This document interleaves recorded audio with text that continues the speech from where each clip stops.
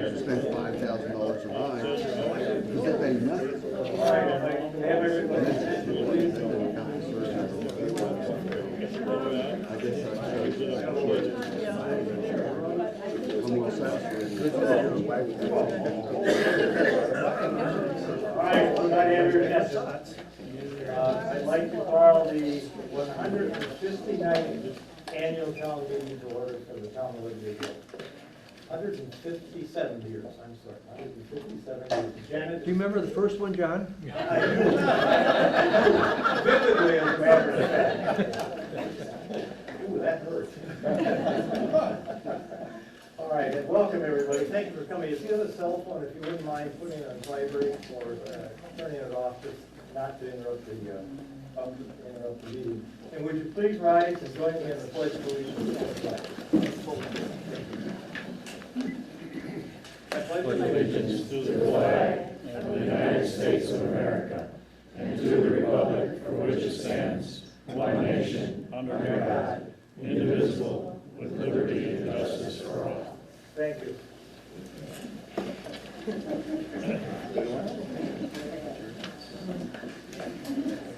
We have the two supervisors that have been reelected, and Janet will administrate the oath of office.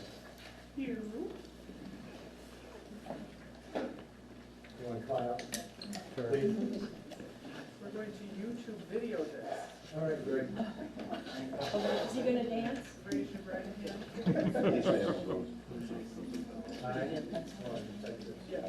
I do all I can put in elected job to supervise on the town of Liberty Grove. Confirm that I will support the Constitution of the United States. This is The high tech. Constitution of the State of Wisconsin. Will faithfully and impartially discharge the duties of said office to the best of my ability. So help me God. Congratulations. Thank you. Another 2 years, here you go. I'll get you to sign this. Perfect. Thank you.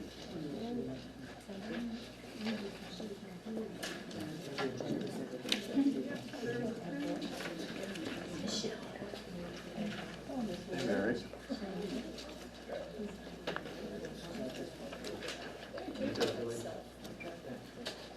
Lou? Painless. Raise your hand.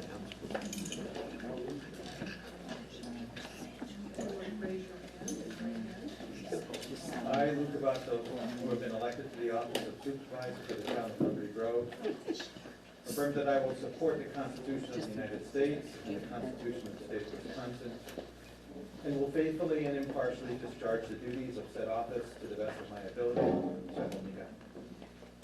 Thank you. Sign this.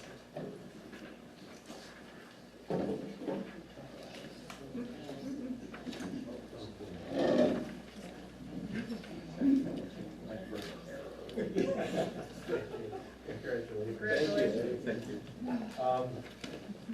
They now have to listen for another 2 years to my anecdotes at the end of the meeting. I'd like to call on the other two supervisors. Gary, you want to stand up, please? And Gary Farber. Nancy does. Nancy, are you? Nancy, She's gone. Oh, that's right, she's gone before us, so. Okay, on to the next order of business. We have the minutes from the 21st of April, 2015 annual meeting. You have copies of that? Are there any questions on that? If not, the chair would entertain a motion to approve those minutes as presented. All right. I'll move to approve the minutes as presented. All right, second. And then we have the minutes of the special town board meeting on October 13th. Oh, I'm sorry. All in favor? Aye. Thank you. All opposed? And now we have the minutes of the October 13th special town meeting. Are there any questions on that? That was the meeting that we did the budget hearing and about a month early to give the opportunity for a lot of the people who are not here and the November meeting to have an opportunity to ask questions about the budget and goals. Is there a motion to approve as presented? Paul? Yeah. Second, please, somebody? Gary? All in favor, indicate by saying aye. Aye. Opposed? And that motion is carried. Thank you. We have representatives here from Dortran to give a report on their services to our community and also the Humane Society. So Dortran first, please.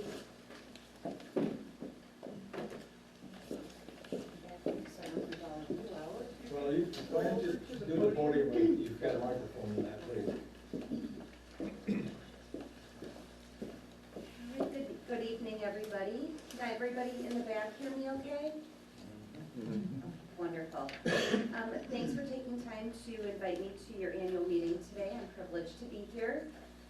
My name is Pam Bush. I'm with the organization called Dortran. Our office is located in Sturgeon Bay. A couple of different services that we provide.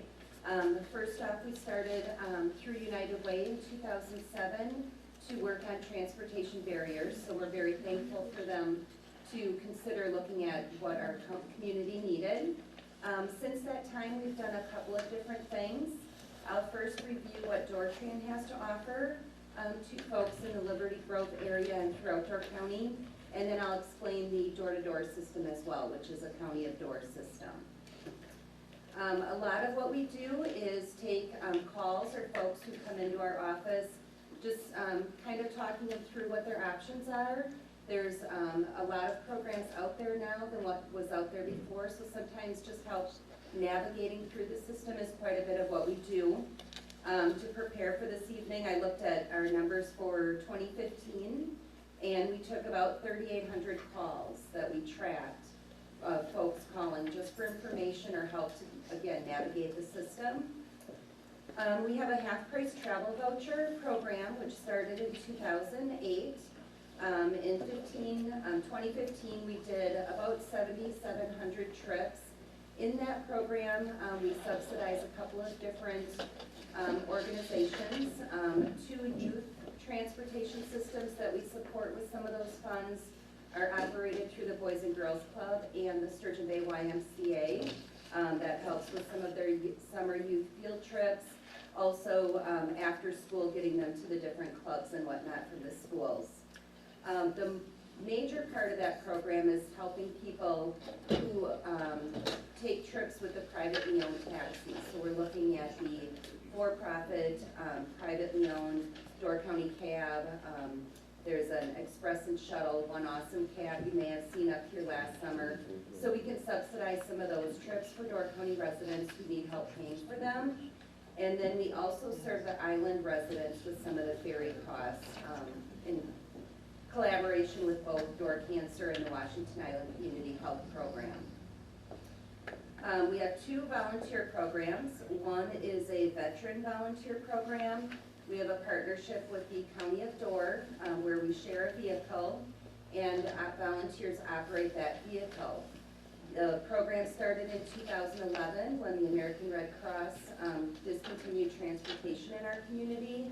And the primary goal is to provide no-cost transportation to veterans traveling to VA clinics. We go to Milwaukee the first Thursday of every month, and then Green Bay and Appleton the remaining Thursdays.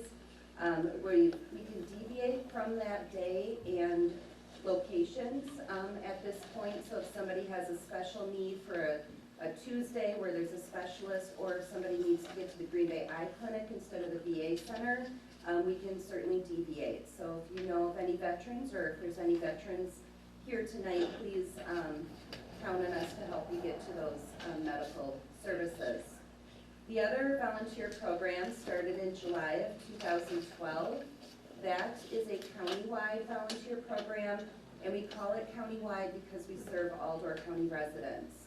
We've got volunteers throughout the county. One of them is here tonight. Janet joined our team last year, so we're happy to have her on board. But we've got 30 people, just like Janet, waiting to help people get where they need to go. I think we've got about 6 volunteers up in the Northern Door area at this point. So definitely rely on us. That program, we try to make it affordable by having a sliding fee scale. So based on a picture of a household income or situation, the fare could be anywhere from 0 to 40 cents per mile that you're in a vehicle. For that program, we travel throughout Door County in addition to trips to and from Brown and Kewaunee counties. For that program, volunteers operate their personally owned vehicle, and then our organization has funds so we can reimburse them mileage. We also started a car repair and purchase loan program for individuals who are employed needing dependable transportation. We just started that program late 2014 and already have provided 15 loans to employed individuals. So it's a 0% interest loan, and all of the clients that we've served so far really didn't have the savings to put towards a repair or a purchase. And they were in crisis mode and unable to get a bank loan due to various reasons. So we're very fortunate to have been able to operate that program as well. Collaboration coordination is a lot of what we do, and I mentioned that I talked a little bit about door-to-door rides, which is a public transit system that operates up here. That system is a partner of ours. It's not one Dortran operates, but we do advocate. We do happen to take compliments, complaints, and whatnot. But that program is a program of the County of Door. They use local, state, and federal funds to operate our public transit. You'll see the green and white van from time to time up here in Northern Door, Monday through Friday, and then in the Sturgeon Bay and extended zones, it operates Monday through Sunday. The fares are different in each zone, so a lot of those 3,800 calls that we took were calls saying, what do I do if I want to use door-to-door? Where exactly are the lines and whatnot? And I left brochures on the back table about all of Dortran's programs and then also the door-to-door. One thing I do want to say that door-to-door is public transit. Anybody can ride the system. We happen to have a shared ride taxi type system in Door County. Green Bay has the Green Bay Metro, so anybody can ride.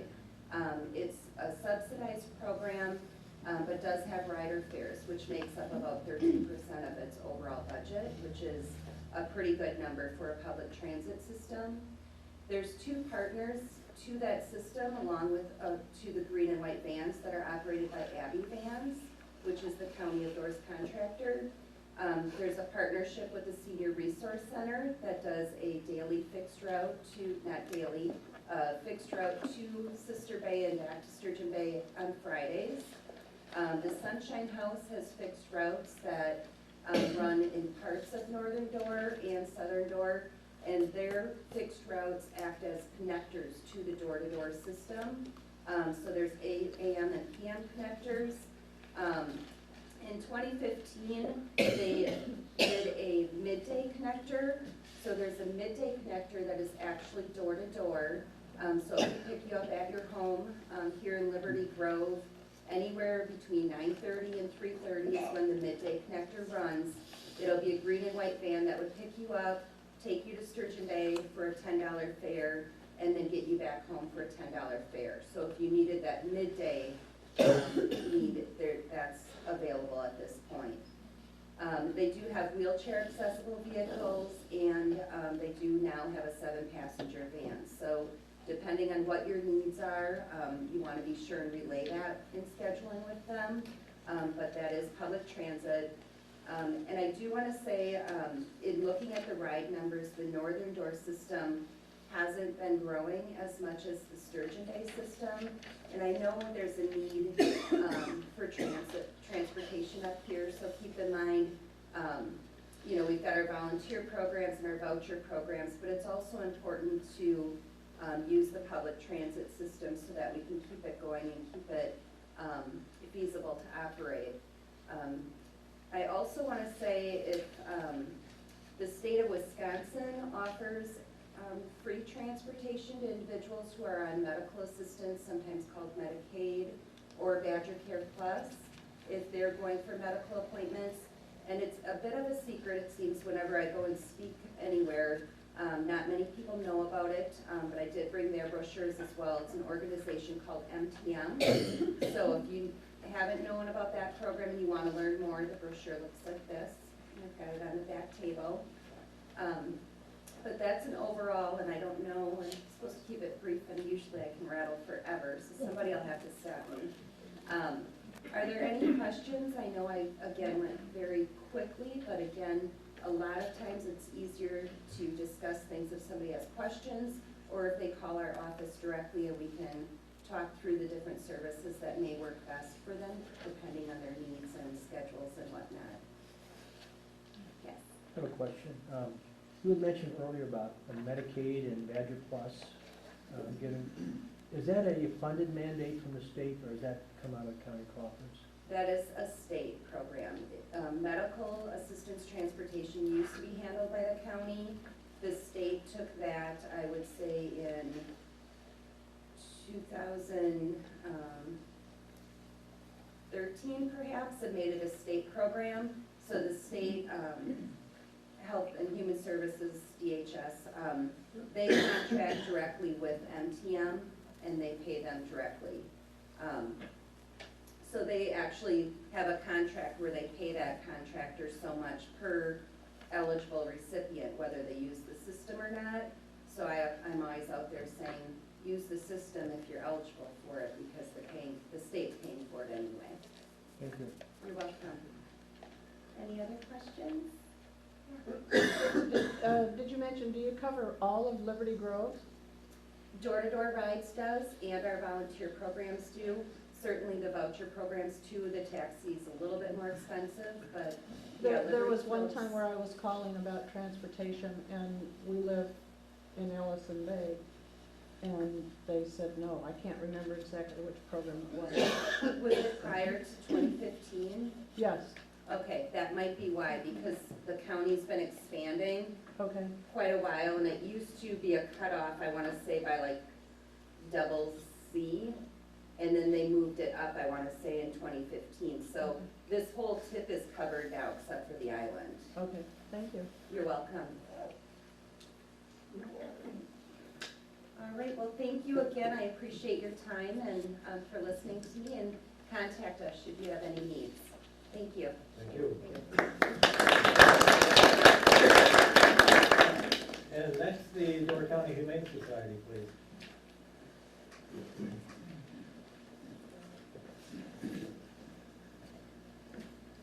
Thank you, Mr. Chairman. I have to say, I'm involved in politics for a while down in Sturgeon Bay. You people sure seem to have a lot more fun than we do down in Sturgeon Bay. My name is Bob Starr, and I've been on the board of directors for the Door County Humane Society for about 4 months now, and was recently asked to be the board chairman. So I now serve as the president of the board of directors for the Door County Humane Society. Carol Boudreau is our executive director, and she is here tonight too. Carol runs the day-to-day operations of the Humane Society. So she asked me to be president before she told me I'd have to be speaking before town's board. In any event, what I'd like to do is share with you what the Humane Society does, what types of services we provide, and then also what you can do to help us. We provide care and shelter for all the unwanted and homeless cats and dogs in Door County. We provide the services like, we are the only facility to house quarantined or seized cats or dogs. If a pet bites someone, that animal has to be quarantined for a period of time. So the county works with us so that we can offer those types of quarantine services for them. We work closely with humane officers, police, and the courts on cases of abuse or neglect. Animals sometimes are removed from families, and we are the facility, the shelter that those animals are taken care of during that interim period of time. Strays and owner surrenders. Of course, from time to time, strays are picked up, and we are the place that strays can come to be taken care of. Surrenders, sometimes if an owner passes away, or for some other reason they have to surrender their pet, if it's a dog or cat, we can help and provide those services. take those animals in. Door County Humane Society Adoptable Animals receive spade and neutering services, rabies and distemper vaccinations, fleas, worming, tick medications, special medical care, and testing as needed and within the financial guidelines. So we provide all those types of services. Many of our vets that serve the areas provide time and donate their services, but obviously there's supplies and medications that have to be purchased for those, and the Humane Society picks up the costs for many of those. Care for kittens from as young as 1 day old. We have barn cat program, we have foster cat programs, therapy dog programs, spay and neutering programs for outside cats, cremation services, and summer child care program. So all those types of services are provided. We also microchip. So we have a service where you can come in and bring your cat or dog in for microchipping. Educating children and adults on how to care for animals and issues that face the animal world. 4-H kids and dog training, partnerships with Apple Tree Kennels, all those types of services are provided by your Door County Humane Society. Changes in 2015, the last couple of years, a lot of changes have come on. Carol became the executive director about 1.5 years ago, and we were very successful last year at reducing expenses to the Humane Society by $100,000. It's a very expensive facility to operate, so we were very pleased, and we are doing more of that type of budget cutting and trying to make our place of operation more sustainable long term.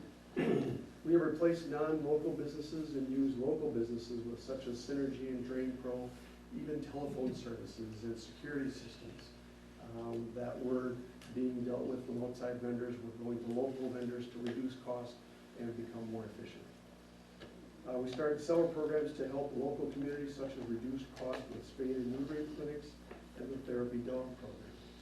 So we try to make it as affordable as possible for owners of pets. Last year, we accepted 733 dogs and cats. That included 561 strays, 416 of those were cats. We adopted out 487 animals and reunited 113 animals with their owners. So we are the facility that they come when you find an animal, and we help to try to reunite them with their families. In 2014, a cat stayed an average of 90 days, 3 months. In 2015, they stayed only 59 days. So we're proud to have been able to adopt those animals out or gotten them back to their owners in a more efficient way. In December 2014, the Humane Society housed 151 animals. In December 2015, the Humane Society housed 59 animals. We still have fewer than 60 animals today, but the kitten season coming on fast, and we're expecting that number to jump quickly. 5 of our cats right now are expected.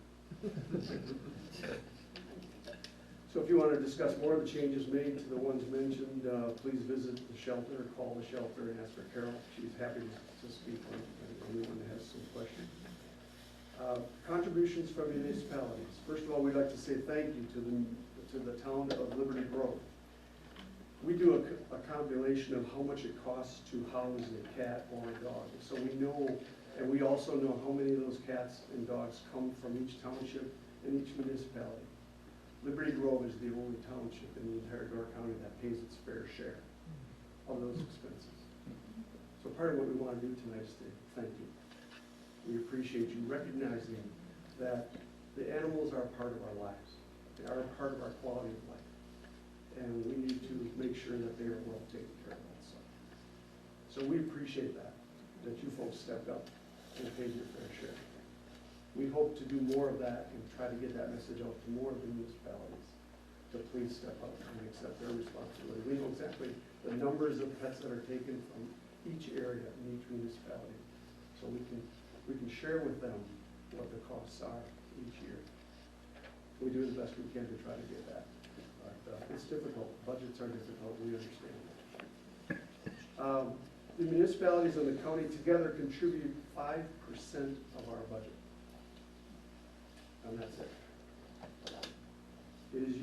to be 4%, but with reduced expenses that we were able to accomplish last year, it's now 5%.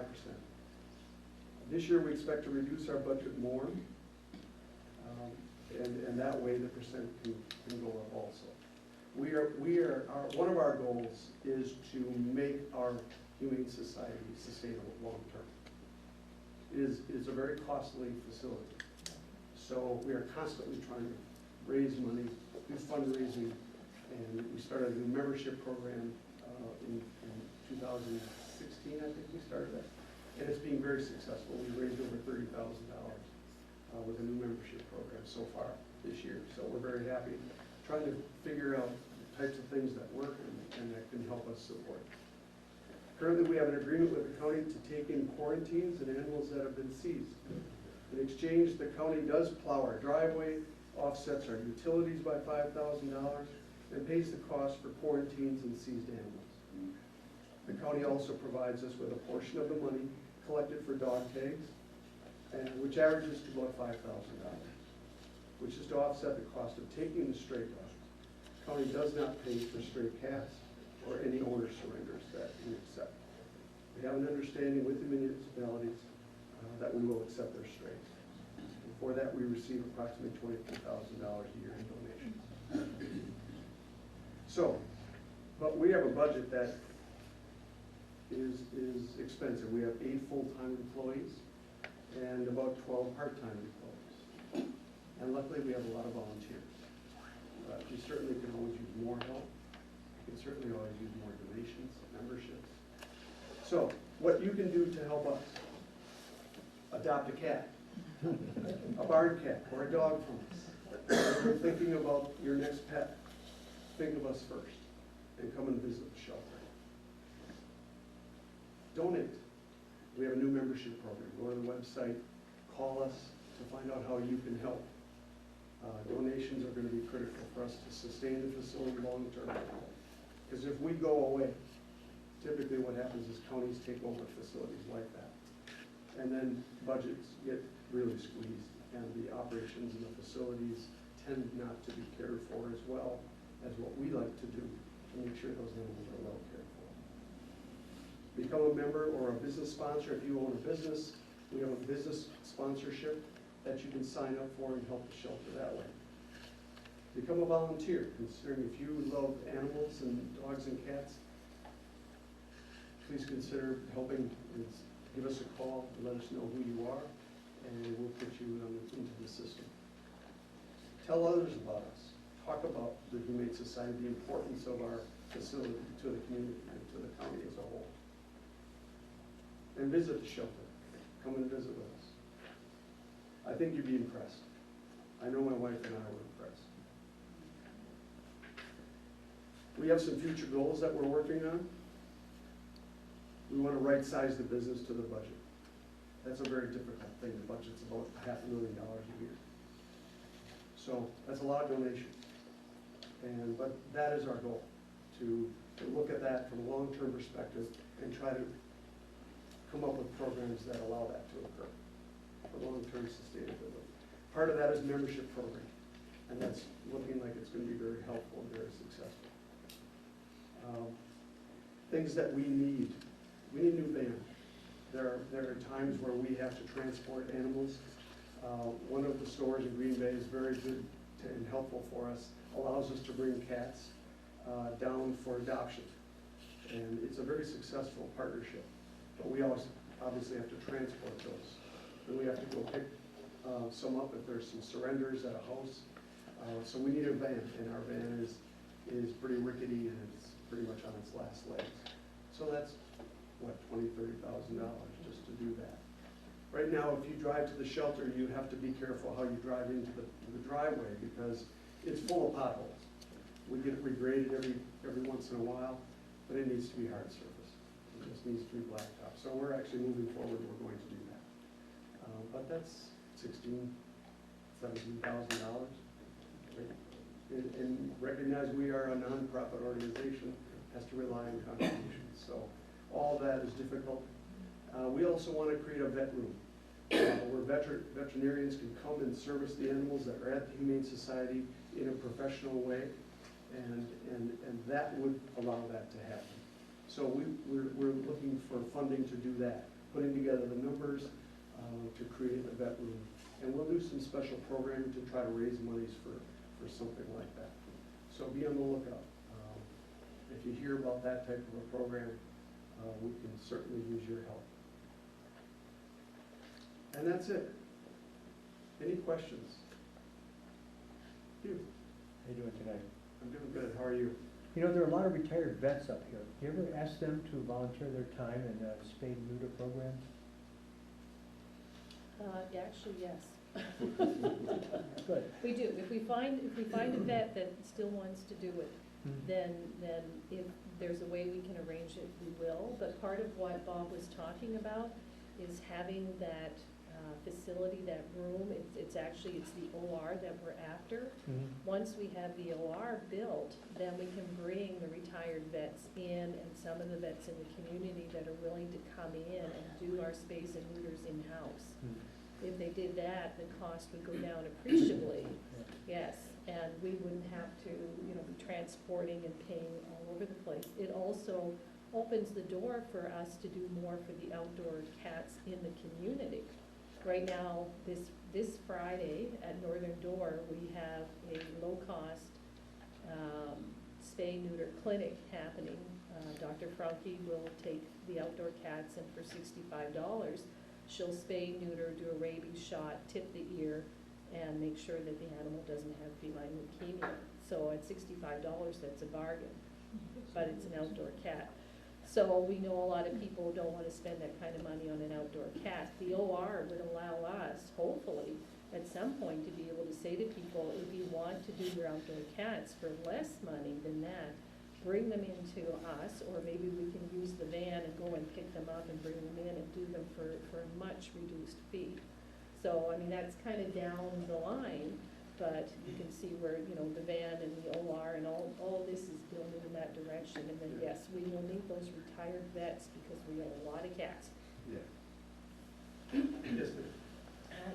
How much of your resources or time is spent with reuniting lost family members, meaning animals, pets as family members, because of the transient, population up here? The reason why I ask is because I had a personal experience where after the fireworks, not recognizing what was going to happen as a result of the fireworks, lost a dog for 2 days, lost my mind, ran all over the place trying to figure it out.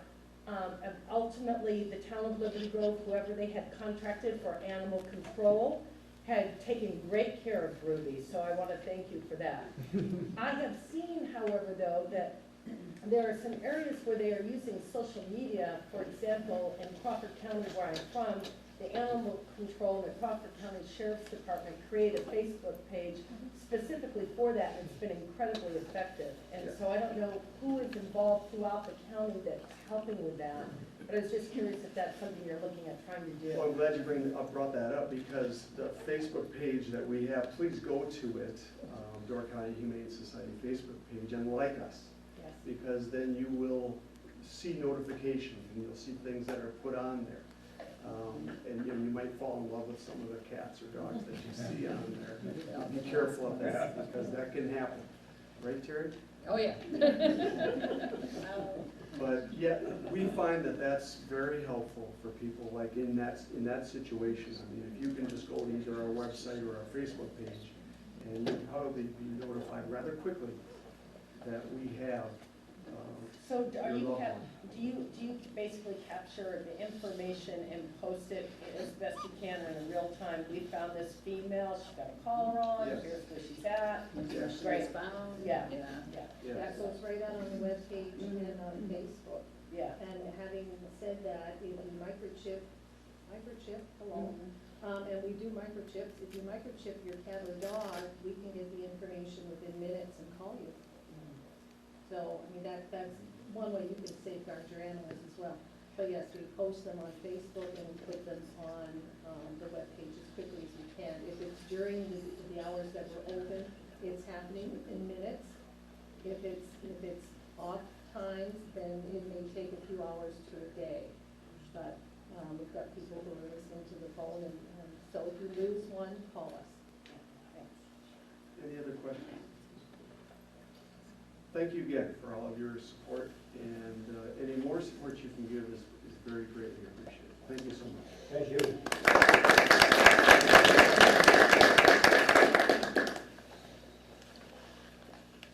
All right, next, the 2015 annual report from the Schenck Accounting Firm. Mike, please. Thank you, John.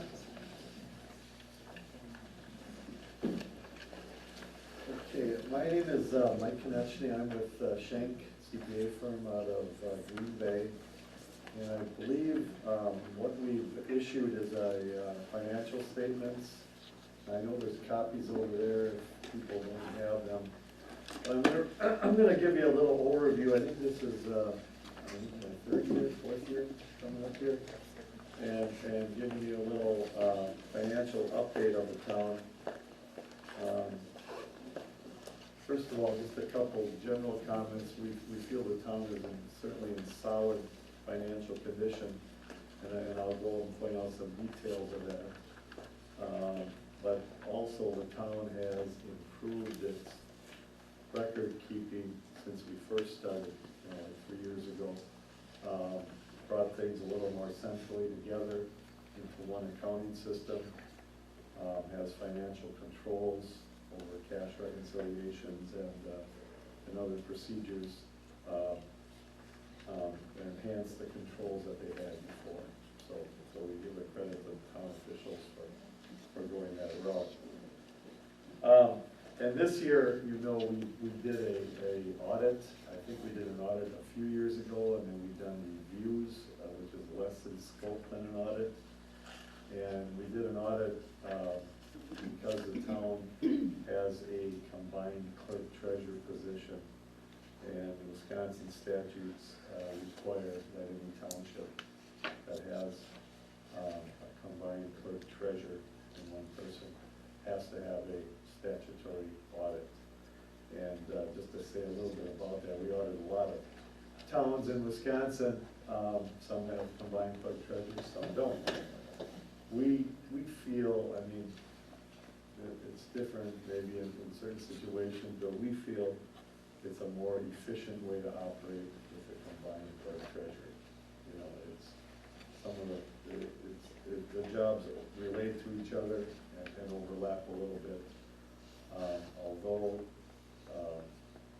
is there a little less control? You could argue there is, but with today's accounting systems, financial systems, with proper controls, we feel the risk is minimized significantly. So we agree with what you're doing here, that's basically what I'm saying. If you want to have some people who have the copies of the financial statements, page 3 of the statement is it's called a statement of net position.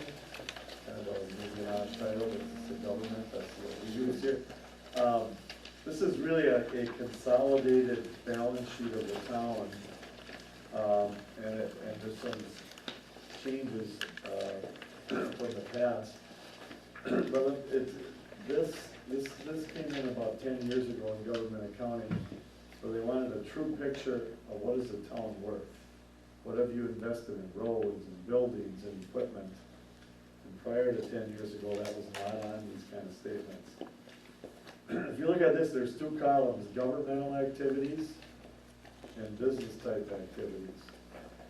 It's easier to say the business type activities is your utility operation, your water and sewer operation. And you can see that had an equity or a net position of about 2.1 million.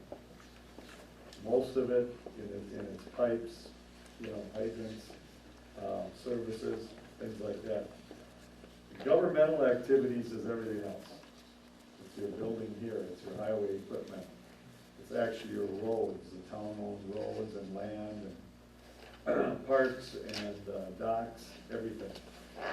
And that had a net position of about $8 million.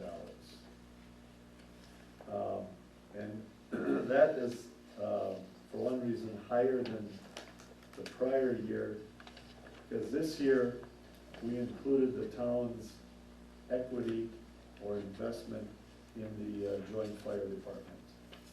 Because we did an audit, we brought that into the financial statements, and that's up about a third of the way down the page, $1,120,000 is your equity. And that, in certain situations, that goes on in a statement like this. It's a joint venture with you and Sister Bay, and this is approximately 2/3 of their net worth. So that's an asset. Should they dissolve, you know, you would get those assets, you know, and obviously have to create your own department or operate your own department or whatever, but in the unlikely event that that would happen, obviously. So, very, very solid balance sheet in our opinion. And your equity has increased in the governmental activities. Okay, then I'm not gonna go through everything in here. I'm gonna turn to page 6, the next page where, and this is the balance sheet of your general fund. Now, the difference between this and that first page is, this page does not show what we call capital assets. Does not have your buildings, equipment, land, roads on here. It also does not have your long-term debt, what you hold. We'll go into that later. And here, the important number on this page in total is the fund balance. Like about halfway down the page, total fund balance, $893,000. And you can see there's about 7 or 8 numbers that make that up. There's some that's non-spendable, because this is really a cash flow type balance sheet. Something that's non-spendable is your inventory of gravel, different things that you have in inventory. The committed, assigned, and unassigned, that's basically available funds. Now you have certain committed funds for capital projects and different things, capital outlay. Those have all been carried over for years, and some you're building up money to replace equipment, expensive equipment at certain points. The assigned numbers, you have 2 there, 159,000 assigned for the 2016 budget. What that really means is when you adopted your 16 budget, you levied less than the amount needed to balance the budget and use fund balance. You know, money on hand to balance that budget. The subsequent year's expenditures number at 215,000 is a lot of different carryover things from the 2015 budget. The largest one being you received, I think it was over $100,000 from an insurance company for some dock repairs, dock damages. And that was not completed yet at 12/31, but the money was assigned for that. Obviously, you use it for that. Maybe you used it already this year, but it's planned to be used for that. And then the remaining fund balance is the unassigned number, 282,000. And that's an increase of about 90-some thousand from a year ago. So what this all means in a nutshell is you had a very good budget year, and you've been able to commit and assign more money for future capital expenditures. Also applied some in your 16 budget, and you have an adequate fund balance for cash flow, working capital, emergency expenditures. So, very positive numbers here also. Okay. Can I just maybe go to page 9, and a little bit of time on that.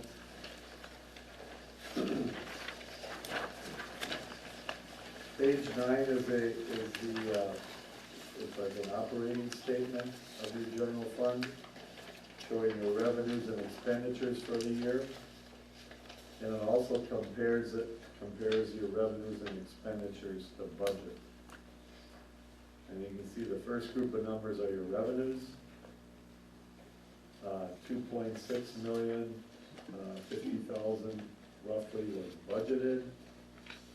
2.8 million was collected. So you had a positive variation, meaning collected more than you budgeted of 181,000. That, the biggest number in there is this, that insurance recovery for the dock damage. That's over 100,000 in the 181. So obviously, you don't budget that, you don't anticipate that happening. On the expenditure side, almost 2.9 million was budgeted, and only $2,552,000 was spent. Some of those are planned, where you don't plan on spending them, like fire truck money, where you put it away every year to purchase a fire truck at some point. So, but it's just comparing your actual to your budget. So you follow that all down, you actually, you sold some assets too, and had a gain on this, trade-in. So your net change in fund balance was a positive, went up by 313,000. Started year at 579, ended at 893. So that's where I say, that's where you get your increase in your surplus from positive budget variations. Okay, and then to go to page 10 is your page 10 and 11 and 12 are your utility. We call it a water and sewer utility enterprise fund. And this is more like a private business, you know, where you have revenues that cover expenses. And here, on this page, you had assets of about 2.2 million. A lot of it, like I said, in your pipes and your hydrants and things. But you did have cash of about $540,000 built up in your utility. So that's a very, for the size of your utility budget, you have sufficient funds there, obviously, for replacing equipment and pipes as they wear out. And no long-term debt. Just the general accounts payable. That's basically money you owe Sister Bay for the fourth quarter. They do the billing and collecting for you and sell your water. So that's basically what that payable is. So a good strong balance sheet there. Page 11 is the operating statement from the utility. And we separate that into water and sewer operations, and there are two parts to your bills. Here it shows, revenues of 108,000 in total, expenses of 160,000. So that sounds like, oh God, we're spending too much money here. But there's a depreciation component in there, and you can see 45,000. Depreciation is it's not what we call it, it's not a current cash flow. It's the, your pipes are supposed to last, water pipes generally like 60 years, sewer pipes 75, 80 years. So it's 1/80th of the sewer pipe cost, so it's not a current expense, but it's a wear and tear. Eventually you're gonna have to replace pipes. So anyway, so that gave you an operating loss of 51,000. There is a town tax levy that goes in there. Actually pays for the public fire protection. And then you end up, you had a negative change in that position of 34,000. That's from a full accrual, not a cash flow point of view. The cash flows are shown on the next page, page 12. And you follow this down, your cash actually increased by 20,000, 19,797. So from one, if you look at one statement, you would say, hey, we need a rate increase. But, when you have a fairly large cash balance and you basically have positive cash flows, you probably don't have the immediate need. I think you might have raised your sewer rates a little bit in 16, yeah, just to keep the cash flow positive. But again, you know, very strong overall statement for the utility. And then there's one other thing I'd like to point to. Well, maybe, why don't you just go to page 13, just want to explain what the differences in last year's. I had a little ingestion here, so hopefully you can understand me well. Page 13 is the accounting notes, and I just want to point out a couple things that we do in our Door County reports that we've included here this year. Note 3 there on joint ventures, we talk about the fire department, that I mentioned. $1,120,000, it was your equity. We also point out that you actually own a library facility. The library in Sister Bay was financed half by the town and half by the village. So that's another joint venture you own. And then, you know, Door County library system operates in it. You don't really operate the library, just the building part of it. And then on the next page, we talk about the Door County tourism zone. You may or may not know, but you're a member of all the communities, all the towns, all the municipalities in Door County are members of the tourism zone. And you town receives 30% of the room tax. And room tax this last year for your town was $85,000. Oh, that's what you received, excuse me. That was the 30%. 60% goes to the visitor bureau, or 66% goes to the visitor bureau, and 4% is retained by the tourism zone for administration.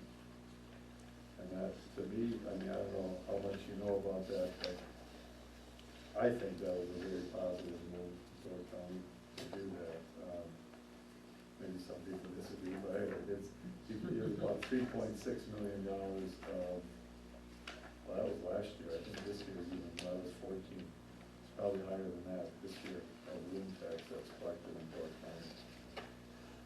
And, you know, statutes allow the municipalities to get up to 30%. And that's for, you know, your general budget use, whatever you decide. So we think that's, it's been a good thing for Door County as a whole. And then just one more page, on pages 22 and 23 is the note on the long-term debt, and we haven't talked about that yet, what the town owes. And the town has had a history of actually paying off debt fairly quickly, fairly aggressively, and that's fine. I mean, obviously, if you can not borrow as much and generate money for replacement of equipment for annual budgets and not borrow, I'm all in favor of that. But in the middle of page 22, there's your summary. You owed about $2.4 million at the beginning of the year. You retired about $586,000, and so you have $1.8 million of outstanding at the end of the year. And that's made up of 3 different debt issues listed below there.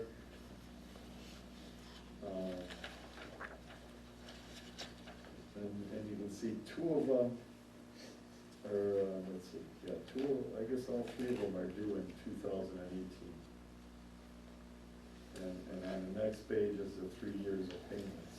So, and I think I mentioned last year that if a bond rating company was looking at your statements, they would say, well, how much debt is going to be paid off in the next 5 years? All of it. that, we get an A plus there.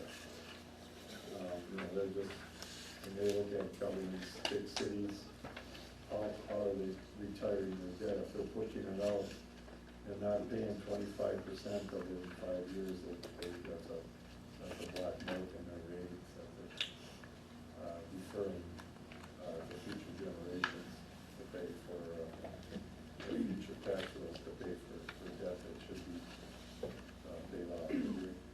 You're paying it over, you're recovering it in 3 years. Then your debt limit, and I think most of you know or have been to these meetings, your debt limit is very high because it's 5% of your value, equalized value. So your debt limit is 46 million, so way less than that. You probably want to stay with that. So that's all I was planning on going over. Any questions on the financial statements? Yes. Oh, I'm sorry. Go. Well, it's a fine report. The town is in good financial shape. Usually on an annual financial report, there's a comparison of the current year that just ended with the previous year, particularly on operating statement. Is there any reason why you didn't show 2014 compared to 2015 so we could see the change? Yes, there is a reason, is because this year was an audit, last year was not an audit. And it's clumsy to combine the two, because we put the fire department on this year, we put some other things on here that are required under an audit that are not on a review. Next year, we will have comparatives. Yeah, and I understand your question, that's a good question, right? We did compare the fund balances a little bit, like I said. Your fund balance was $579,000 a year ago, now it's $893. So just from that, your balances, we did compare that, so good question. Yes. Mike, how come the town has an equity interest in the fire department, but does not have an equity interest in the library? Well, what's the difference? It's the way the agreement was written, we researched that. It isn't clearly stated in there that you have an equity interest in that building. Now, what it says, if you or Sister Bay wanted to pull out of that, owning that building, I believe it says the other community will take it all. Now, what is the likelihood of that ever happening, or, if you both decided to abandon the library services at once, I think you would have an equity interest. But it's the way the agreement was written, it is not clearly stated in there what happens. So, yeah, well, that's a good question that you got that, but we researched that for Sister Bay a number of years ago. Yes? On page 23, you give the limitation on borrowing. It shows that the sanitary district could borrow as much as the town can borrow. They're not borrowing anything at this point. Right. Right. So actually, we could be borrowing 10%. Yes. Well, yes. Yeah, it's sort of a loophole in the law, the way we wrote that law. Because if you're a village, you can only borrow 5%. You can't borrow separately for the village utility. So, that's, right, but yeah, that is correct, yeah. Yes? Have you looked into the possibility of the town establishing an equity in the sewer plant that we paid a lot of money into to build? I might defer that question to the administration here, I think. We're in negotiation. Okay. And have been, as you are kind of aware for a long time.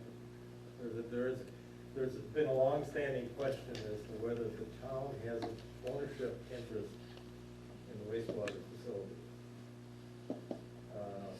Gone back and forth on that for what, 4 or 5 years?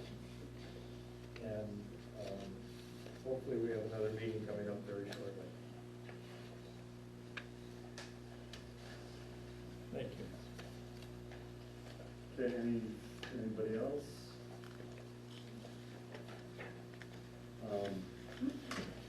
We did issue a management letter, I don't think that was available, Janet, for them, or the management communications. That went to the town board tonight. We do not have any recommendations on, the first year, we did an audit, we probably had 4 or 5 recommendations from the audit. And all those have been implemented over the years, last couple of years. We have one relatively, it's not a record-keeping recommendation, and it's in the report about impact fees. You have enacted an impact fee in your utility district for utility customers. And it started in, I think, 2005. Now, I believe this was to work with Sister Bay on building another water tower. I think was the main reason for that. And they have not built a water tower since '05, and they've started their impact fee at the same time. State statutes allow you to only keep impact fees for 10 years. So, we're over 10 years, there's probably a few that were collected in '05 that are over 10 years right now. And Sister Bay knows this too. Those have to be refunded to the people that paid those in. So, and then every year there'll be other newer people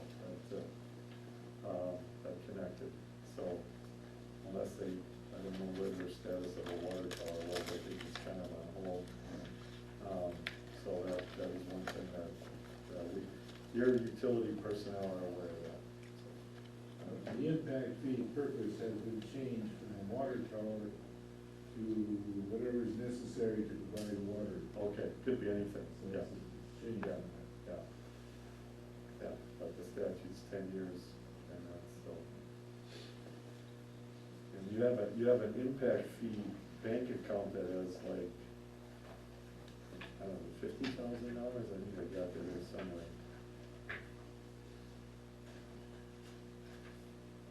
$26,000, so I mean, it's not a huge amount of money compared to your 550,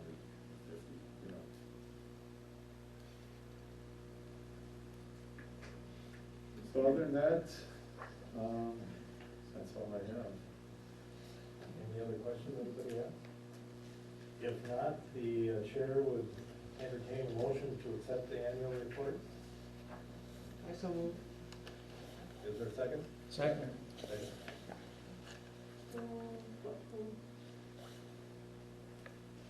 Was it you did second? No. No. Who seconded? I second it. Okay, we have a motion that has been made and seconded to accept the annual report. All those in favor indicate by saying aye. Aye. Opposed? Motion is carried. Mike?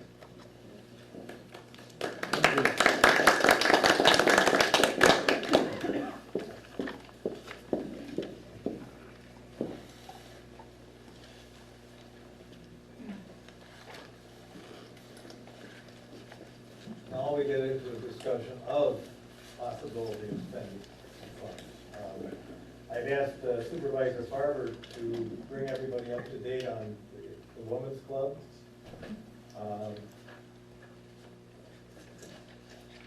The Women's Club is in need of some major maintenance, and Gary, I think, has the figures on what that maintenance cost might be. There has been a discussion, maybe it would be smarter in the long term for the community to replace that building with a building that could last, could be operated year round. Supervisor Mulligan has given us some preliminary ideas on that, and we thought it would be wise to bring it to the town electors tonight and just fill you in as to what the town is looking at, get your input on that, and your advice. So Gary, if you please do that.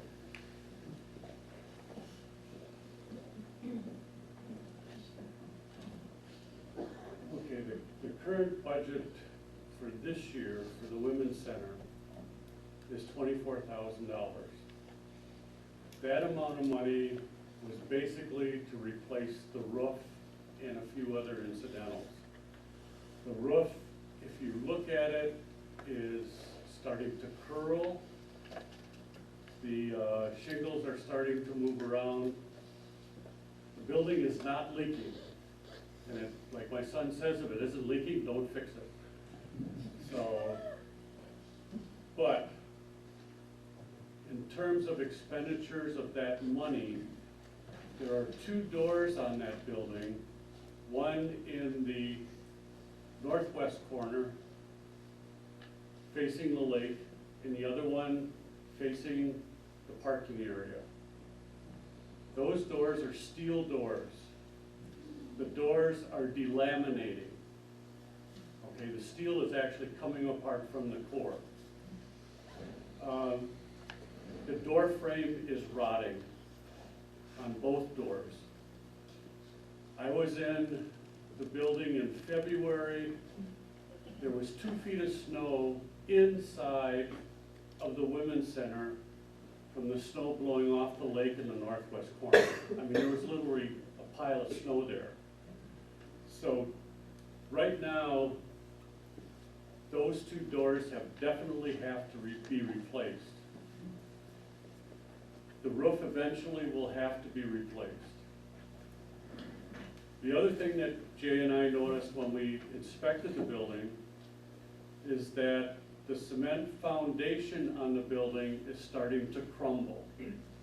And you can notice that more on the lake side than on the street side, simply because of the wind and rain and snow, et cetera, et cetera. But the concrete is actually flaking off. The floor where the door comes into the building near the parking lot has already started to rot. What will happen to the rest of that floor, that's where the men's bathroom is, for those of you that have been in the building. That will have to be replaced at some point in time. The other thing, which I was never aware of, but it came about because of the work that was done on the brush in front of the community center, is all of the water that comes down the hill, Ellison Bay Hill, goes through just a culvert that doesn't exist. It's just like a small river, but it goes down right under, believe it or not, the center of the community center, into the bay. So one of the big things that's going to be done, have to be done before anything, is once everything dries out, somebody's going to have to go into that crawl space and take a look at the underside of that building. Because if the floor is rotting on one side, who knows what those floor joists are doing? I know I've seen houses where, up here, where people have gotten water damage from flooding and stuff like that, and they end up replacing all of the floor joists because they start to rot. And it's not termites, and it's, you know, they're not treated wood, they're just plain old fur. So basically, where the building is now, we do have the funds in the budget to replace the roof, take care of the doors, and then that's it. We'd have to budget for the rest of the repairs and any unforeseen repairs. So I don't know where. Comments, anybody would like to make? Thoughts? Carol? Well, I believe that there has been talk about not repairing it, but rebuilding it. And I wondered if you would be able to address that issue. Well, Hugh has presented a proposal to rebuild the building. If we're going to tear down the community center. Now, I've had some people do a bunch of research since this all came up. Everything that was basically of historical significance as far as that building was concerned is gone. So, I mean, if the original log building was still there, et cetera, then it might be, you might want to keep it. Whether or not we tear it down and rebuild something in its place is up to you. You know, it's, we're gonna have to come up with plans to do that.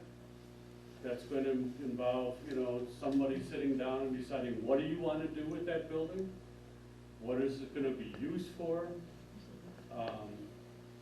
We already know that the Ellison Bay Service Clubs use that facility for their Old Ellison Bay Days every year. So they've got to be part of that process. And there are other organizations that use that building. It's a revenue-making facility for us in terms of weddings, you know, stuff like that. So it's a matter of whether to tear it down is going to be expensive. To rebuild it is going to be probably even more expensive. So, Can I just add one more that, question? we have to come back to you with that after we put something together. But first, we got to decide what we're going to do and then proceed in terms of getting a plan and then getting costs, et cetera, et cetera. Dave, you had a comment? Typically, it takes a couple of years of planning to do a new building. So is this building usable in the meantime, or at what cost is it usable in the meantime? It is usable as long as we fix those two doors. And I'm saying fix the two doors because in the winter, they're a problem because they leak. And that floor, that varnished floor that's in the next to the lake cannot have 2 feet of snow sitting on it in the wintertime. I mean, that's just not something you do. So, Jay? With all the moisture that you're talking about, is mold a problem? We won't know until we get under the building. It is not a problem in the building. Yes? If you tore it down and replaced it, it would be feasibly usable year-round, and therefore, if it was a money-making project, you could have more money coming in. Is that logical? You could, yeah, if you were going to build a new building, you could build a new building that would be used year-round. I mean, you'd have to take and put in a proper heating facility, air conditioning, probably, maybe not, whatever. Yes? What has the income been out of that facility each year? Janet, do you have off the top of your head?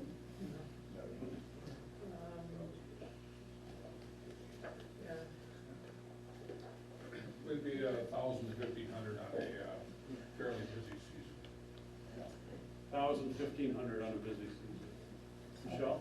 I just want to make a comment that, I know as a service club, and I've heard Door North and some of them, we've all been looking for a place to have an information center, to have some place to hold meetings, to have indoor bathroom facilities. And I've also heard, another thing mentioned about having, maybe something to address the escarpment, because we've got a great view there. I mean, I would love to see a new facility built that would address all those needs, and I don't know what help the Ellison Bay Service Club and George County North and some of the other people, but I mean, I think we would all be willing to help in some way if it came to that, you know. Well, part of it. basically, it'll come down. And I did want to say, it's not only the Old Ellison Bay, days that we do there, but now we've, just started doing that Moons on the Bay, which is growing more every year, and I can see that actually becoming, maybe even replacing, who knows, the Old Ellison Bay days, but becoming a new festival for, for Ellison Bay. So, I see a need for it in the future, and I think if we're gonna continue to try to draw more tourism and stuff up here. We have to have a facility that addresses the issues of what we need right now, so. Okay. Lou? What Michelle said makes sense, but the downside of that has to do with the fact that if the building footprint is much larger or larger, there would probably be a need for more parking, which means that a lot of the park itself would kind of be absorbed by a building and parking lot as opposed to a green space that way too. That's one of the downsides, at least, if it becomes a big structure. Yeah, those are all of the things that'll have to be taken care of. I think, in my mind, one of the major things that'll have to be taken care of in terms of putting up another building is what goes underneath it. You know, it's just, I have no clue, but I can imagine on a very snowy year, rainy year, that there's a lot of water going underground, and what it's doing to that building, we have no clue.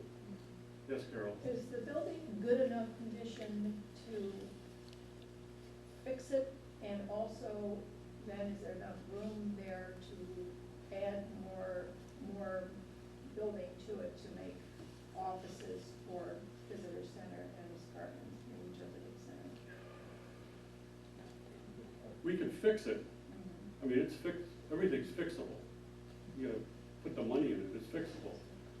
Whether or not we can expand it, like you're saying, to add offices, et cetera, we'd have to go to somebody and find out what our limitations are. I mean, again, we'd have to have a plan. You know, how much of an addition do you want to put on? What are they gonna be used for? I'm sure we've got the lake to consider as far as the DNR. Again, there's parking that was brought up, that Lou brought up, that's gonna be an issue. I mean, you got enough money, you could do anything you want, basically, so, you know. Yes, sir. Well, isn't that the next step to get as good an estimate as we can of the cost to fix this place up? To take care of the fundamental structural problems that are in fact quite serious, so we can get a handle on that. And since there's discussion of tearing it down and putting in a new building, we at least ought to get a handle on what that could be. You know, if you did have a new building and didn't have big parking issues or something like that, there's all kinds of uses I would think that a new building could have that the current one doesn't have. For example, weddings. I mean, it is really a big thing now, as everybody probably knows, for people to come up to Door County and have their wedding up here. And you know, I'm not trying to make this into a pie in the sky thing, but the next step ought to be an assemblage of financial estimates, I would think, of various options, and you know, what the income on some things might be, and then we can talk about it from there. Because there seems to be a consensus here tonight that this is a valuable facility and property, and it's desirable in some way to continue it. I think one of the reasons that John put this on the agenda was the fact that, as I mentioned, we have $24,000 to fix the roof and the doors. Okay, that's the first step. The crumbling walls, the crawl space, the rotting floor, that would all have to be put into future budgets to be fixed. And we'll work on getting those costs. If you decide tonight that you want to look at a new building, then I'm sure we can make arrangements to get a plan and come up with a cost for demolition and replacement. And then you'll have all the figures you need to do that. I guess the question, if I'm not mistaken, is do you want us to go ahead and fix it? Yes. One question. Yet some of the stuff is easy fix, like the roof and the doors and stuff, but you're talking about a crumbling foundation and a foundation where a river is running underneath the building, and that doesn't sound like any easy fix. And at this point, you know, if you find out that those floor joists and everything are rotted under that and the foundation is crumbling, You know, it doesn't seem to be cost effective to keep throwing that kind of money. That's the You know, question. and just one other thing to address before we maybe could consider when we were talking about parking and stuff, maybe moving those tennis courts someplace else and using the space a little bit better. And if you got rid of those other bathrooms incorporated in the building, you'd have more space that way too, so I think there's Those a are way to all work things around that would it. have to be considered as far as that whole parcel of property. Mike? One thing the town could do to somewhat speed up the process of getting an estimate as to how much something would cost there, because as Mr. Studebaker said, it's a pretty thorough process to come up with accurate quotes and bids for a building, as we're speaking of. But you could compare other projects that have been done in the area and find out what those municipalities paid. For example, and I understand what they built for the Sister Bay Bays and Sister Bay at the park off of Woodcrest is not exactly the building we're talking about here, but looking at what that cost them, I think you would be, there'd be a few eyebrows raised. That building is pretty basic. It's basically a concession stand with a picnic pavilion, and there's not even any running water or restrooms in that building. And I don't know off the top of my head what that costs, but that would give you a pretty good idea of what we're in for if you looked at what that costs. And then think about what we're speaking of. Just, like I said, just a way to kind of get some ideas of what it will cost quicker than going through the full-on bid quotation process with, you know, that type of thing. I think Supervisor Mulligan could probably attest that he may even know of other projects in the area that would be of a similar, you know, scope that you could look at what was spent there. Gary? Oh, Dave?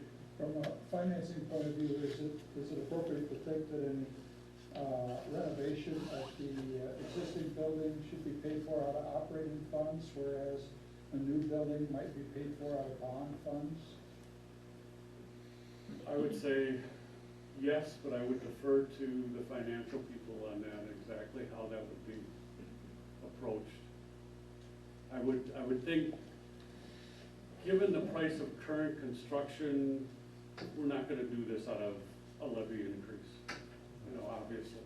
Well, I was going back to the report we had from the auditor, which says that we're basically debt-free sometime in the next 4 years. Yeah, well, I know we could borrow 46 million, but I don't. Well, that's suggesting an eight-story That's enough to building. cover it, isn't it? But, you know, something financed more akin to the life of the building, like a 10-year kind of thing, as opposed to a year by year. Well, I would think, yes, as Gary said, I would think that finance would take a long, hard look at the options available. It's a very astute group. Most of whom are in the room tonight shaking their head one way or the other. I think you look at it from an interest point of view. You look at bonding versus a loan and who's gonna give you better interest and, you know. Oh, okay, yeah, I wasn't trying to differentiate bonding and loan, I just meant long-term versus year to year. Yeah, I think, it is a combination of different types of funding. But if we keep budgeting $24,000 to $50,000 a year in unknown repairs and unknown expenses, we're just, you know, it's a time bomb. We have to make a decision. Is Liberty Grove and Ellison Bay gonna go forward with the future and build something that people can use and appreciate and be proud of? Or are we just gonna be putting new paint on a bad facility?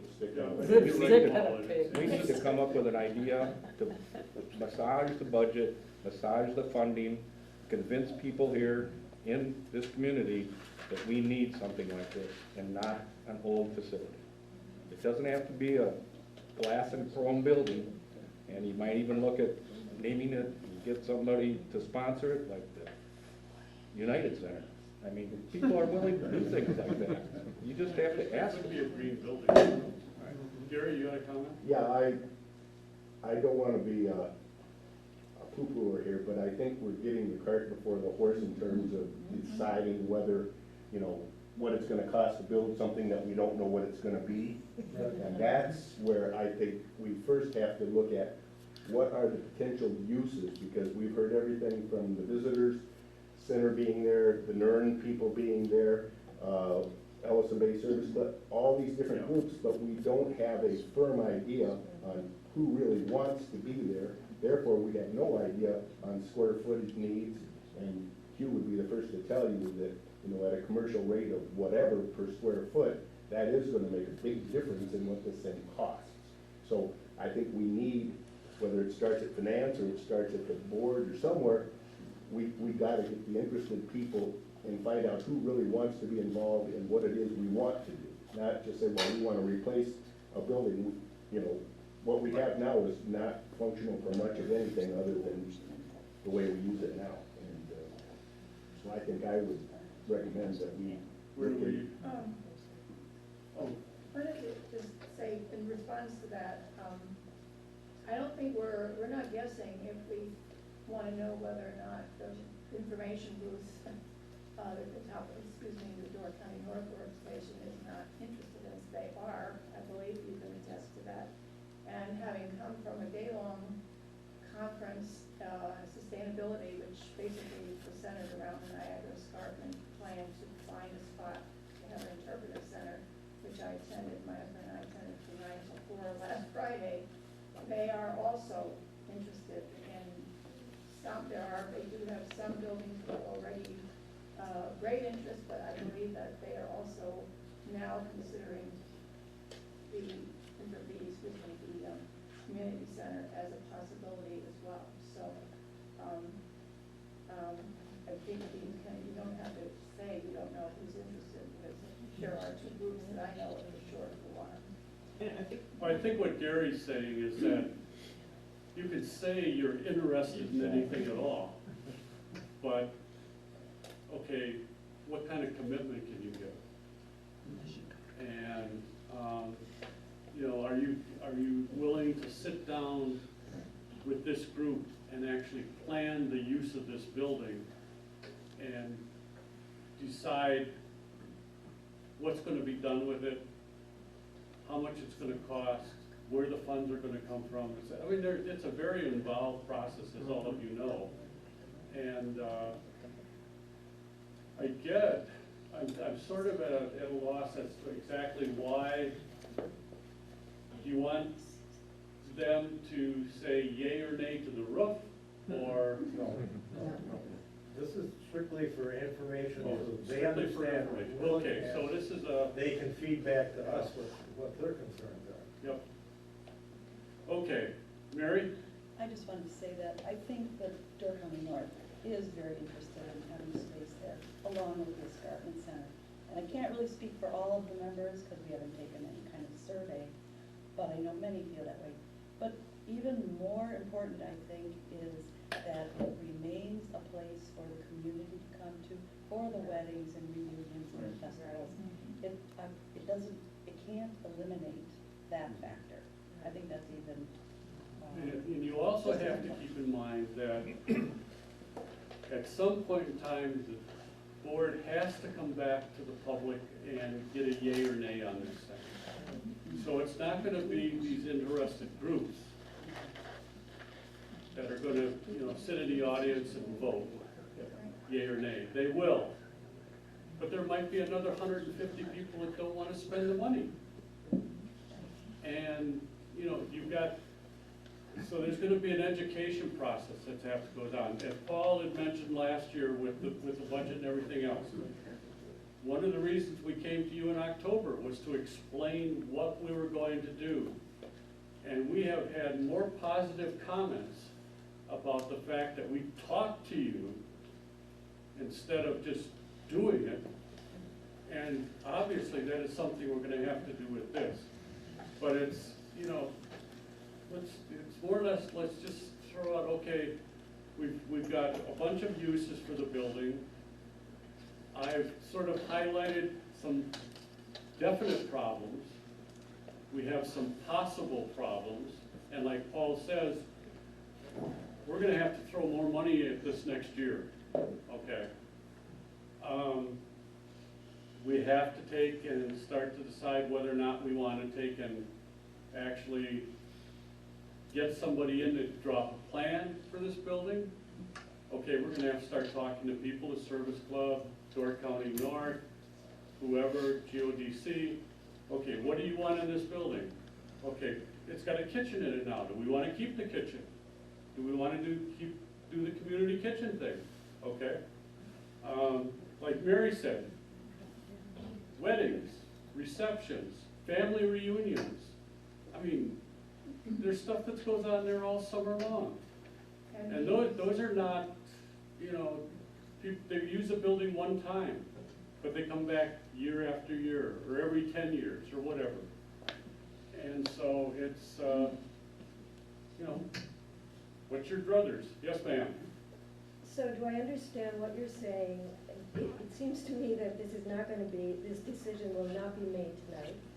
So what I understand, do I understand correctly that in order to have this building function this summer, we need to repair the doors? The doors, yes. And the roof? No. So The roof is not leaking. I mean, you know, there are people the who say that shingles if look it's like not this. leaking, you should repair it so it doesn't leak. The shingles are curling beautifully. There's also shingles all over the ground now. Yeah. Yeah, and there's, some of them are starting to come off, but there's plenty of tar paper underneath, so.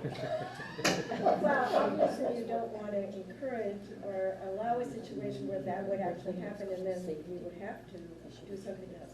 Oh, next year we're gonna have to put a new roof on it. So this year would be the doors. I'm just trying to understand what will happen for this season. for this Okay, season. this year we'll fix the doors. Next year, I'll have Parks and Property fix the roof. We'll start looking at the foundation. We're gonna have to repair some floors because there's a hole right inside that door next to the parking lot where people can walk in and go right through the floor. Okay, that's gonna have to be fixed.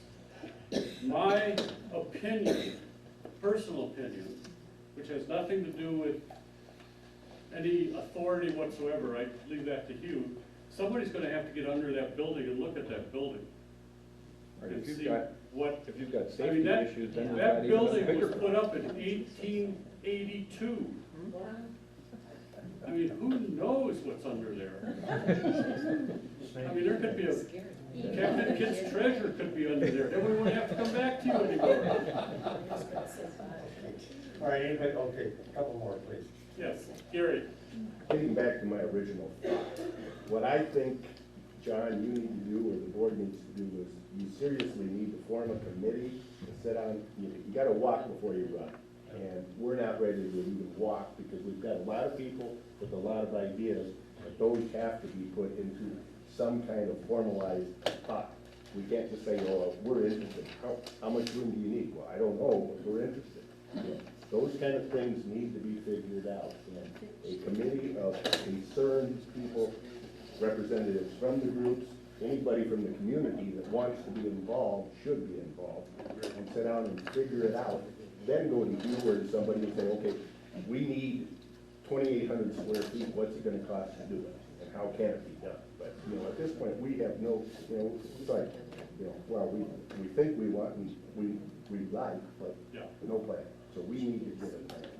We have But do you want to take a motion to proceed with the remedial work? It's already budgeted. Okay. It's already gonna happen.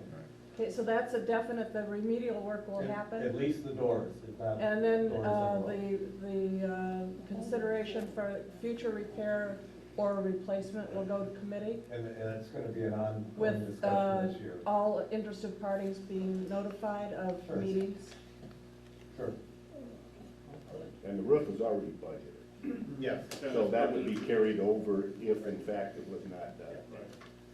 Unless we find another use for it. Yeah. Peter? We're talking about one location in the town, one building, and there's a lot of people that are interested in it, but a lot of those people may be interested in other properties around the town. The Budget Committee and the Economic Development Committee sat through a presentation where people would come in, something like 20 people would go through the whole town of, you know, Ellison Bay, Bills Rock, and the whole of Liberty Grove, and make recommendations over a 4-day period, finally with a potluck supper, where they would make all their thoughts presented, and they would consider all these things.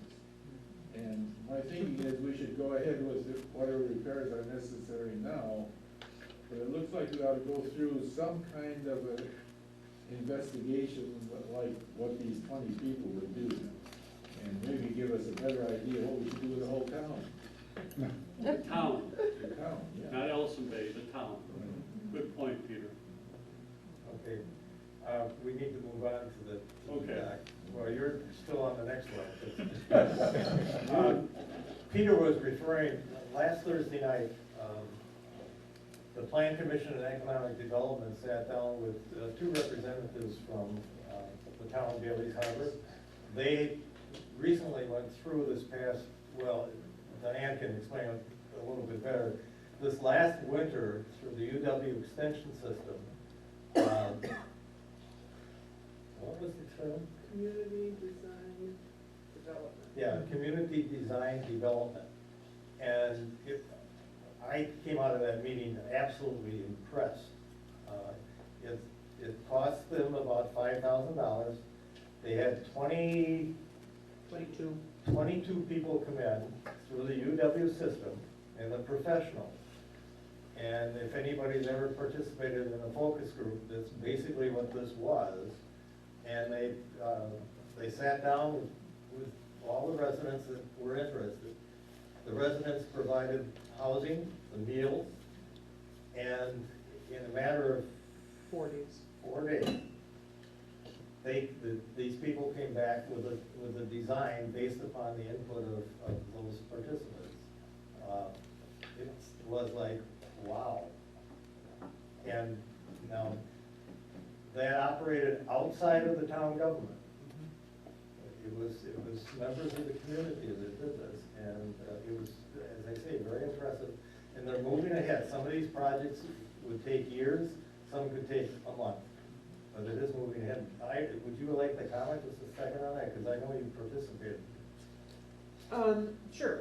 It happened last November, and as John said, it's University Extension. This is a group of people that this is what they do for their livelihood. They come together. They come to rural, particularly rural towns, live for a few days with residents. They do a lot of in-depth touring, a lot of discussions. There is an initial town meeting where people come up with that's open to all the citizens, the electorate. They come up with all sorts of ideas on how they'd like to see things change or be improved, or what they like to keep just the way it is. Then this group goes out again in the same 4 days and does more touring to get a perspective on what people are talking about. And then they actually include, there's teenagers in this group. They try and access every demographic in your town to get full input. And part of the group, there's designers, there's landscape architects, there are artists. And what they did on, I think it was Saturday, is they got together, there's 22 people got together, and they actually did renderings of the ideas that came about.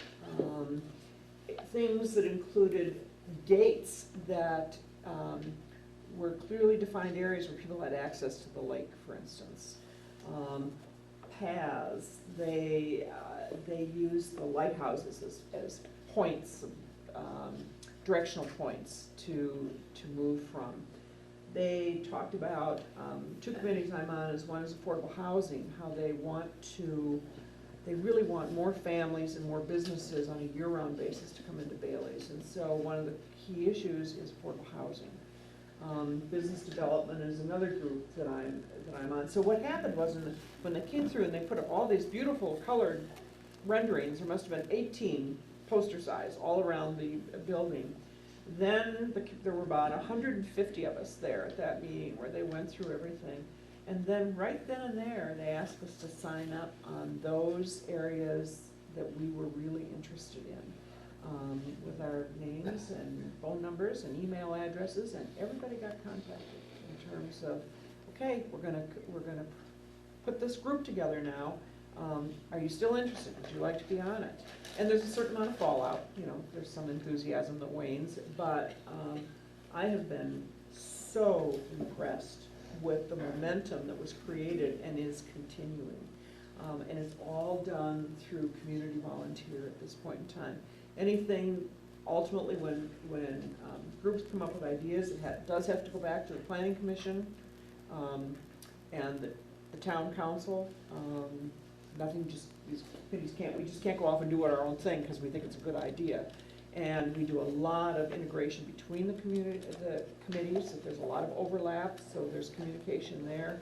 It's quite remarkable. I've never seen anything like it.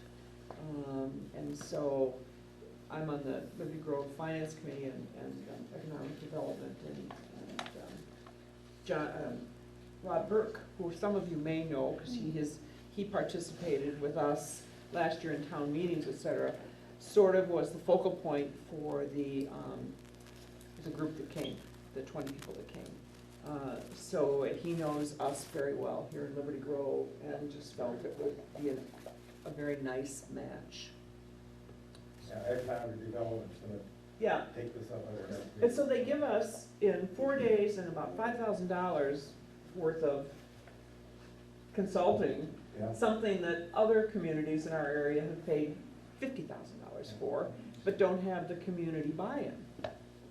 So, yeah. Okay. Right. Can you tell us how much of this has started to be implemented? Or what Well, the committees have begun to meet. We started, I think in February, really. So, you know, this happened in November. We had to get through the holidays, plus it just took the town some time to organize this and get it up on, it's on their website. You can go to Bailey's Harbor, and there'll be a link to this. And so we started meeting in February, which I think is pretty fast, actually. Did Bryn say the dog park was one of the first things that they're... Yeah, I mean, there's some simple things that seem obvious, but nobody ever got to it, like a dog park. So that'll be up and running pretty soon. And things like recycling. In Bailey's Harbor, you recycle the second and fourth Saturday of the month, and Going brings a garbage truck over, and you drive up, and that's what they do. And we said, yeah, we'd really like to have better recycling. And Going says, oh, well, you know, we could do it cheaper than we're doing it now if you just have a central location for recycling. So there's some things that are obvious, but yet you don't necessarily think about it till it's in your face, you know, and they're easy fixes. And there's stuff like affordable housing that we're probably going to be at for years. Figure that out. Okay, all right. The hour is getting wane, so can you make it short, Gary? Sure. I'm an ex-elementary classroom teacher. I can make everything short or long. All right. How many of you have been down to the marina in the last week? Okay. Basically, it's an Ellison Bay Harbor report. The $100,000 that was mentioned in the budget report is the money that we received to replace the south dock, AKA the main walkway. And Mike has been in there. He pulled out the old one, pulled out the old caissons, put in new pilings, which will never move because they've got rods down the center of them that drilled into the bedrock. And the next step for him is to take and put the boards on top of the dock. Okay, the problem is there were 4 electric pedestals on that dock. So we have to run conduit out that dock before the boards are put down, or what we're going to end up doing is taking the boards off sometime this summer and then doing that. So Mike's in the process of doing that. He should be done next week. Okay. One of the finger piers is in, the two other finger piers will be put back in. So we'll have 3 finger piers in there. And the main walkway, which will be the main walkway or south dock. The sheet steel in the corner, if you bend down there or you go down there, this crane is already set up to lift the old sheet steel out, dig out the blacktop and all the backfill, put in new sheet steel and what goes with it. That's all covered under the 100,000. Okay, so that's being done now. It's already paid for. The problem right now is, and we talked about that at Parks and Property this morning, is that if you look, there's also a huge coil of wire sitting on the dock. That coil of wire went out to South Dock, the main walkway, for the 4 pedestals. That's also hooked to the 4 pedestals that are on the east wall, which are in turn hooked to the 4 pedestals that are on the north wall, which are in turn hooked to the panel that sits over there on the north of the building, north of the parking lot. So basically, Mike is supposed to be done in a week. However, there is no way that anybody is going to be able to get in there and connect all that electrical up so that boats can use them. So we decided this morning, because Janet's under the deadline for, people are already sending emails, when can I get my slip, when can I get my slip? We are going to send a letter saying that the marina will open July 1st. However, be advised that you may not have any electrical power at that time. So for instance, I know there are a couple boats in there that require a bilge pump 24/7. For those that are familiar with boats, that's a little pump that sits in the bottom of the boat. As the water leaks in, it pumps the water out so the boat doesn't sink. Okay. They also have air conditioning, and that water has to be pumped overboard too. So they cannot hook those up. So hopefully after June 15th, Cedar Shore Road sewer work will be completed and people can access the marina. The launch ramp will remain open. That is something that's out of our control, and we can handle that. But getting the power to that marina is iffy right now. The dock will, that main dock and that $100,000 will be spent and finished. And there's money in the budget for this year coming up to replace the finger piers, but we're having something studied on that because of other situations. So basically that's the status of the marina right now. If your friends talk to you and say, when can I get into the marina? Janet will be sending something out shortly saying July 1st. And it's just, we have no control over that. It's just, you know, you're caught between a rock and a hard place as to when you do stuff. Like when they put in the sewer for Cedar Shore Road, they're going right down the center of Cedar Shore Road between Viking and Pioneer Store. They're gonna dig a huge trench there. And that's gonna impact on those 2 businesses. But when else are you going to do it? You know, it's just something, we have to work within the season that we have.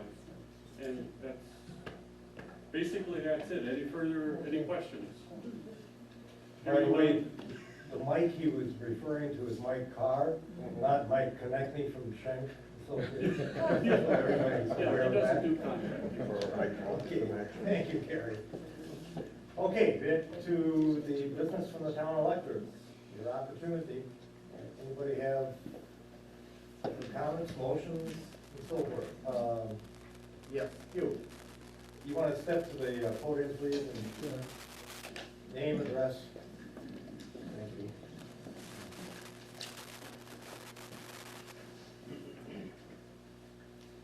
Try to make it short. I'm Hugh Mulliken, I live at 9855 North Clear Road in Elmwood Road, Sister Bay. And what I've heard tonight is a lot of input and various kind of unknowns coming together from the Women's Club and all this sort of stuff. And I think what the town would do well for the town is if we made some sort of a better long-range plan than we have at this point in time for all of our buildings. One building I'm particularly worried about is the building on the top of the hill coming into Ellison Bay. The town is taking a serious look at that building. In fact, they budgeted $12,000 for renting that building. The town has a little tiny building downtown that they could use for this coming season. What I'd like to see is the delay in making any further progress with that building on top of the hill to just kind of let some long-range plans come to fruition before we start committing to that building up there. We don't have any idea how many square feet we actually need for that building up there. And it's supposed to be an information center, so an information center doesn't take a building as large as that building. That building also has some location problems. As you approach from the south, it's very difficult to see. And when you approach going from the north to the south, you don't see it till you're right on the top of the hill. It's difficult that way. The building itself, when it was inspected, all the plumbing is on the outside walls, which would tell me the building is probably not well insulated at all. We have to move all the plumbing to the inside walls, and if the plumbing is on the outside walls, I would suggest that probably the slab underneath the building is not insulated as well, which would be like a giant air conditioning machine that would operate well when zero outside. And if we want to have a building like that, I think it should be a year-round building. I don't think we should invest in any more. So, kind of in summary, I think that's how I feel, and I think we haven't delayed any further actions on the building on the top of the hill until we've taken a long look where the town's going. And so, I don't know, if it's, I guess, feasible, I'd like to make a motion that we just delay any further action on that building until we have a long-range plan as where the town really goes. Could I get clarification of what building you're talking about? It's the Flotman building, the yellow building on the top of the hill. I'm sorry? Someone else was talking, I didn't hear what you said. It's the Flotman building, the building on the top of the hill. I don't know what the Flopman building is. The Anderson workbench. Yeah, it's the Anderson House workbench too. Oh, okay. The old gift shop that was Yes. up there? Yes. Okay. So, anyway, I'd like to make that as a motion, we just delay any further action on that building until we have a long-range plan. Do you have a second?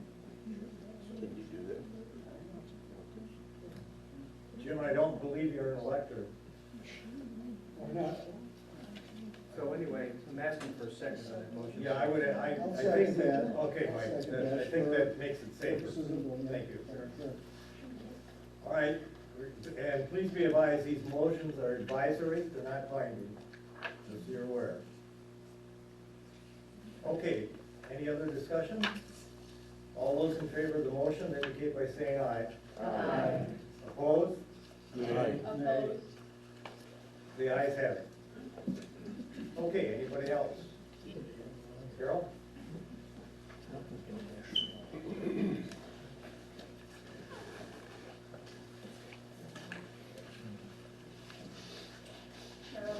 Carol Moronic.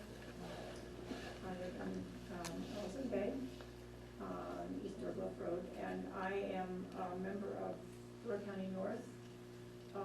We have a business which is off the beaten track, which. Could you put the mic down for your, so it catches? Could you Yeah. put the mic down? I'm sorry, is that better? Okay. We are among many people who are members of Door County North who do not have a business right in the center of town or on Route 42. So we really depend a great deal on having our literature shown in a spot where people are passing by and picking it up and will find us, because otherwise they would not know we exist unless they're just driving around and come upon us by Destiny, which is one of our So it is very important that whatever the visitor center be, it needs to be visible and accessible and safe. A place where you can find it and drive in without any difficulty. Just to follow up on what Hugh has asked you to do, I would just like to add that one of the things I was going to say are already said when we were discussing the Women's Club / Community Center. I do feel that it is important to follow up with doing feasibility study of any building that is a good option for both the Niagara Escarpment Center as well as the Visitor Center. As the Visitor Center. And I think that two options are out there that are very obvious. One is the current location of where the our little closet-shaped sized information booth is right now. That lot is still a very perfect lot for the possibility of taking that building and enhancing it in the future, and that I hope is something that will be considered for a visitor center in the future if something else better doesn't come along. And something has come along, and that is the community center and all the discussion about that today, which I'm very grateful for because I think that's another good option. So basically, I was preparing to ask to make a motion, which I don't have to be that formal, but I would like you to consider seriously to have a feasibility study done for any possible location of Liberty Grove Visitor Center and or Escarpment Center with equal criteria applied to each. You mentioned that there has been money spent already on investigating the property at the top of the hill, Lottman property. I would like to see the same type of attention given to the other options that are out there for the same either combined use or separate uses of either Escarpment one place and information booth another, or both combined in one. But I think we need to devote some serious study and investigation of the other options that are out there. And the two I can recommend are the current property that the building stands on right now as far as acquiring it, if we can, and then enhancing the building, and the community house / women's club. Thank you. Jerry? Just for everybody's edification, the Niagara Escarpment Center is not related to the town at all. That's a totally separate organization. It's outside of the auspices of the town, just so everybody understands it. Okay, Gary Farber, 11940 Lakeview Road, Ellison Bay. I would go along with Carol's recommendation about a Liberty Grove Visitor Center. And all I'm hearing right now, unsaid, is Ellison Bay Visitor Center. So I will not, and I ran on this ticket since I started, I will not vote on anything that puts the Visitor Center in Ellison Bay as an Ellison Bay Visitor Center. It's gotta be Liberty Grove. That's who we represent, Liberty Grove. Thank you. Okay, thank you. Anybody else? Mike?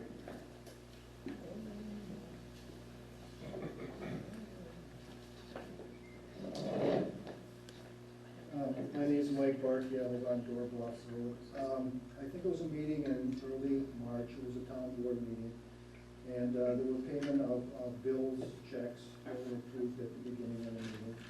And I know that the procedure's been streamlined in the last year. There was, I think, in previous years, public input came before the payment of bills. And now I think the streamlined things, payment of bills, has come before public input. And I'm just wondering, are we still able to ask some questions about the bills that are being paid and for clarification? And Sure. Okay. The second part of my comment deals with a couple of the line expenditures that were in the payments to be made in March. And there were several organizations, some received funds of $10,000, 4,000, 6,000, or whatever. It was a significant amount of money in total, and I'm just wondering, what are the criteria that are used when a decision is made to provide money for these organizations? And is there accountability in the end as to how the funds are spent? The finance committee goes through that at budget time and basically makes a recommendation to the board for those funds. Most of those funds have been coming out of the room tax dollars, so it is not money levied, again, to the town citizens. And one of the things that we have done is to basically say, okay, if an organization or an event promotes or helps the tourism industry within the town, it is reasonable enough to expect the town to take that revenue that they are getting from the room tax and use it that way. Instead, I know a lot of the communities simply put that money back into their general fund. That's obviously one option, but I think because of the importance of tourism to our community, the more we can do to help promote that and to help those organizations by using that money makes sense. So there are some loose criteria, so to speak, maybe not written specifically. Yes. Yeah, okay. And if organizations come, then the finance committee or the town board, if they believe what they're requesting is not appropriate for the town, then they make the decision to deny their request. But there's no limit on the amount necessarily? Well, not unlimited, but. Yeah, we basically have X number of dollars that we know that are coming in from the room tax. And we have, then we look at the request, and obviously, if the request go beyond the amount of money that's available, we're not gonna grant it. The Towns Association last year, I believe it was last year, also gave us kind of a guideline that we have to follow, because towns actually just don't make donations, if you will. There's kind of criteria that has to be met, and we follow that. I guess what really got me thinking about it was a number of years ago when we first moved here, I was a member of the Ellison Bay Men's Club. And I think the town gave the Ellison Bay Men's Club maybe $1,000 or $1,500 every year. And a large portion of that, I think, went to fund the Little League for uniforms and equipment and things like that. And then I looked this year and I was quite surprised that the amounts had jumped quite a bit, and it was a large total amount. But if that money is available through room tax or elsewhere, then I guess it should be spent accordingly. Okay, thank you. Anybody else, please? If not, I will ask number 10, chairman comments. Now, don't applaud. Okay, and what we do need though, is a motion to set the 2017 annual meeting for 7 p.m. on April 28th. So moved. Second. Second, discussion? 18th on the board. You said 28th, but it says 18th on the board. Oh, I'm sorry, 18th. Gary. Motion. No, The who 18th. did the second, Mike? Wait a second. Okay, all in favor indicate by saying aye. Aye. Those opposed? And then the chair will make a motion to adjourn our 157th meeting. Second. I don't know who made the motion. You did. No, I just got it. Entertaining. I will. Entertaining. Motion here. I will. All in favor? Aye. Thank you, everybody.